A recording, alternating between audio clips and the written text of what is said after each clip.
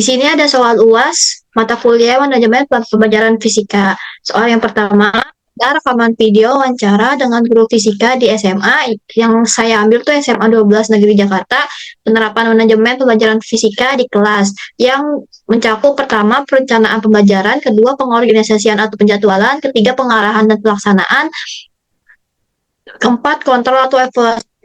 Soal yang kedua, berikanlah contoh modul ajar atau FFF yang ada di SMA. Yang ketiga, berikanlah penjelasan bagaimana subtopik yang saya topik ambil itu per teaching, bagian yang dipresentasikan masing-masing mahasiswa diterapkan di SMA. Terkait topik penerapan manajemen pembelajaran fisika di kelas.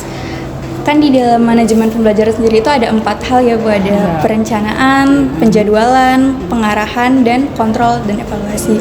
Mungkin dapat dijelaskan Ibu bagaimana penerapan manajemen pembelajaran fisika di kelas terkait 4 hal tadi. Ya, baik, makasih Mbak Nurul atas waktunya. Ibu akan coba menjelaskan ya, mudah-mudahan jawaban Ibu ini memuaskan Mbak Nurul dan teman-teman. Baik, kalau buat Ibu, untuk langkah perencanaan itu, karena perencanaan adalah langkah awal di proses KBM ya, dan dia memberikan arahan bagi guru, seorang guru untuk mengajar.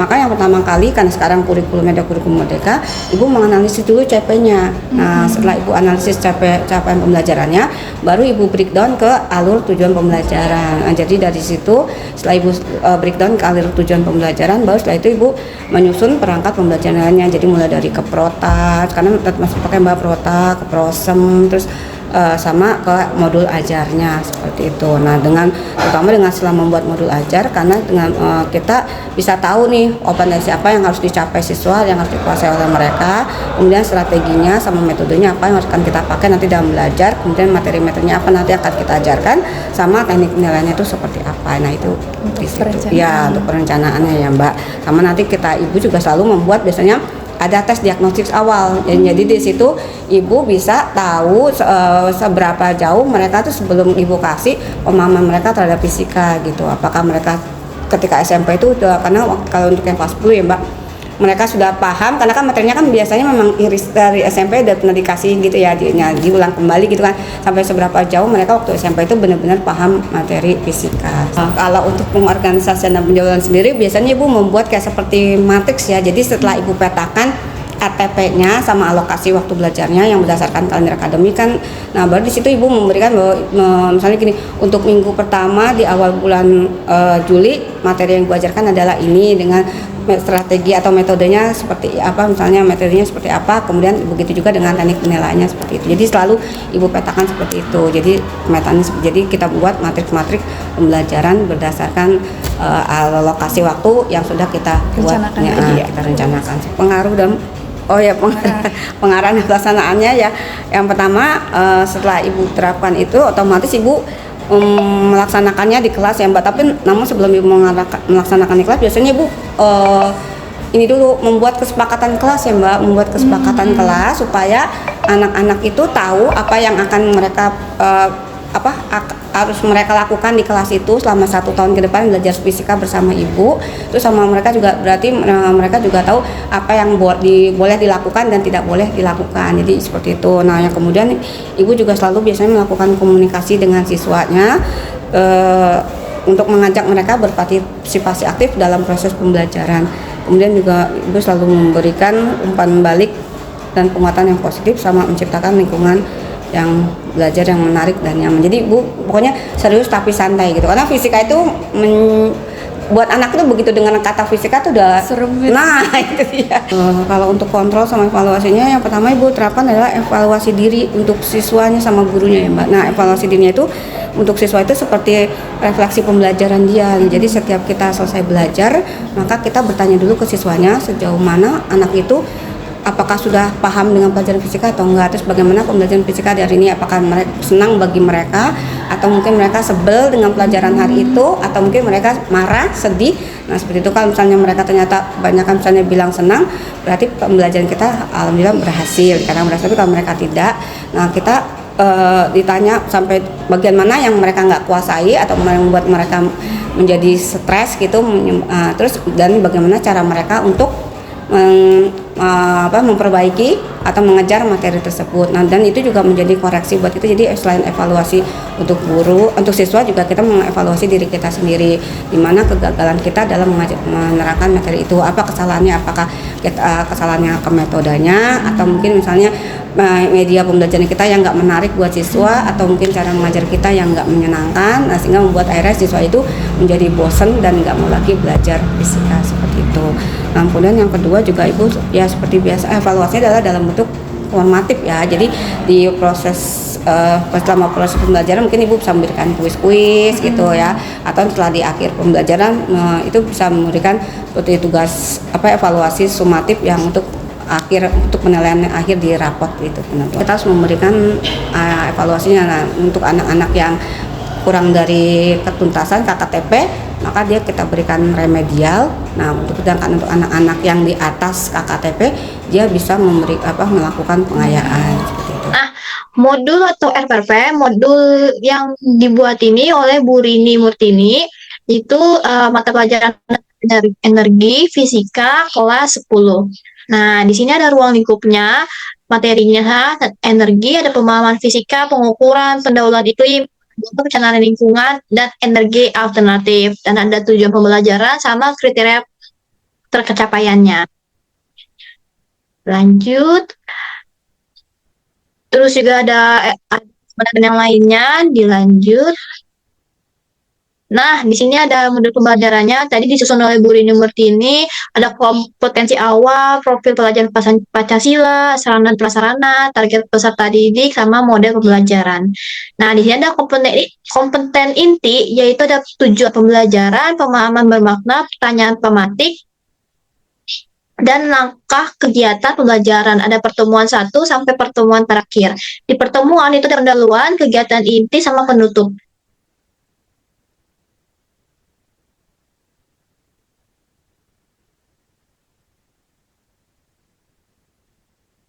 Nah, ada lagi penilaian atau asesmen, yaitu ada formatif sama sumatif. Nah, di sini ada soal-soal untuk penilaian asesmen dan ada kunci jawaban juga. Nah, di asesmen ini ada ulangan sama remedial dan pengayaan. Nah, ada untuk refleksi peserta didik terhadap guru juga. Terus ada materi tentang energi itu apa, usaha itu apa, daya itu apa, dan ada glosarium tentang energi kinetik, potensial, metamagnetik, dan energi itu sendiri. Kalau menurut Ibu, bagaimana pandangan atau pendapat Ibu tentang metode per-teaching yang dia tuh dapat membantu siswa, apalagi tentang materi fisika ini? Oke, makasih Mbak Sarah ya.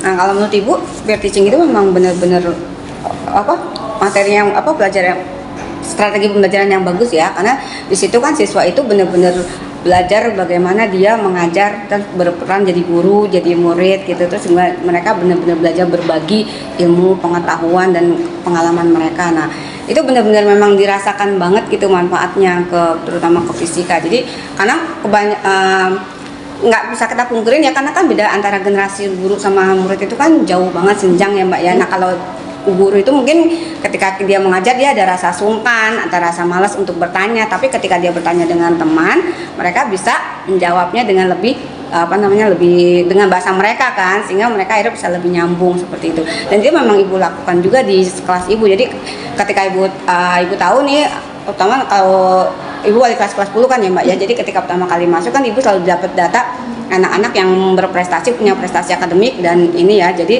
anak-anak yang prestasi akademik itu Ibu perhatikan gitu, siapa yang bisa. Nah, nanti akhirnya Ibu tunjuk nih, ini ya kalau misalnya susah kamu bisa bertanya sama ini atau kamu ajarkan gitu. Jadi kita seperti itu Mbak. Jadi memang benar-benar laksanakan, dan itu benar-benar membuat akhirnya kelas menjadi hidup gitu, menarik. Terus kalau yang kedua, kalau misalkan Ibu buat ngerancang pengajaran tentang per-teaching ini, gimana sih Bu biar siswa itu maksimal memahami materinya dari per-teaching itu? Terus umpan balik yang Ibu berikan tuh apa tuh buat siswanya?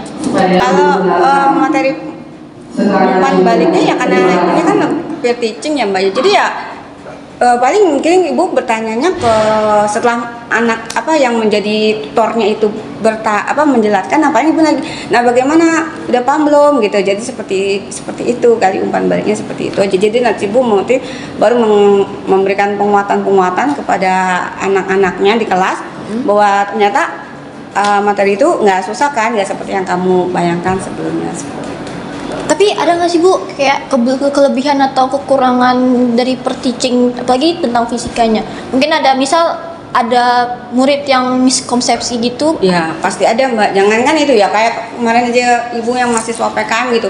Jadi ketika dia ngajar ternyata dia kayak miskom gitu kan, akhirnya ya ibu langsung cut aja karena takutnya kalau misalnya ibu jelaskan di belakang nanti hanya yang paham hanya dia sementara muridnya enggak. Jadi ibu jelaskan enggak begitu Mas gitu. Jadi ini begini-gini. Jadi ketika kayak seperti contohnya kemana apa ya? Oh ini aturan angka penting gitu. Yang terakhir dari saya tadi kan ibu udah ngasih tanggapan, udah ngasih umpan balik, udah ada kelebihan sama kekurangan. Kalau menurut ibu ada nggak sih Bu evaluasi dari rancangan per teaching ini dalam dunia fisika apalagi? Evaluasinya metode per teaching ini. Supaya miskonsepsi untuk misalnya kayak miskonsepsi ya. Jadi ya kayaknya baik gurunya kita juga terutama guru itu harus benar-benar paham dulu materinya itu. Nah, jadi kalau kita gurunya udah paham, baru kita mengajarkannya gampang. Ya. Jadi ketika ada siswa yang salah, kita bisa meluruskan materi itu bahwa di sini kesalahannya tuh di sini, bahwa materi itu sepertinya begini gitu seperti itu Mbak. Nah, pelatihan itu ya kita ikutin sebisa mungkin kita ikutin gitu, walaupun misalnya mungkin pelatihan itu kadang-kadang berbayar gitu, tetap harus kita ikutin gitu. Kalau misalkan evaluasi buat misalkan ada anak tuh yang ibu tunjuk dia bisa tapi dia nggak mau ngejelasin karena malu atau takut gak pede gitu. Ya itu banyak gitu. kita temuin, itu banyak Mbak kita temuin. Nah itu kita harus ngasih motivasi penguatan dulu ke dia, ke yang menjadi tutor itu bahwa kalau misalnya kamu memberikan ngajarin temennya, ilmu yang kamu dapat itu justru bertambah gitu. Jadi kamu ngajarin satu, kamu dapatnya dua gitu kan. Kamu ngajarin dua berarti kamu dapatnya empat, itu akan menjadi terus seperti itu. Nah akhirnya baru setelah mereka oh gitu Bu ya, kamu nggak boleh pelit. Jadi ibu selalu menerangkan kamu nggak boleh pelit ilmu. Kalau ulangan harus pelit, benar itu pelit. Tapi kalau lagi belajar jangan pelit gitu. Karena justru di situ kamu nanti pemahaman kamu akan bertambah. Semakin kamu ngajarin banyak teman, kamu akan bertambah pemahamannya. Semoga pertanyaan saya sama jawaban ibu sangat bagus banget. Semoga jadi wawasan banget ya. Oke, dari saya makasih banyak ya Bu. Sama Mbak.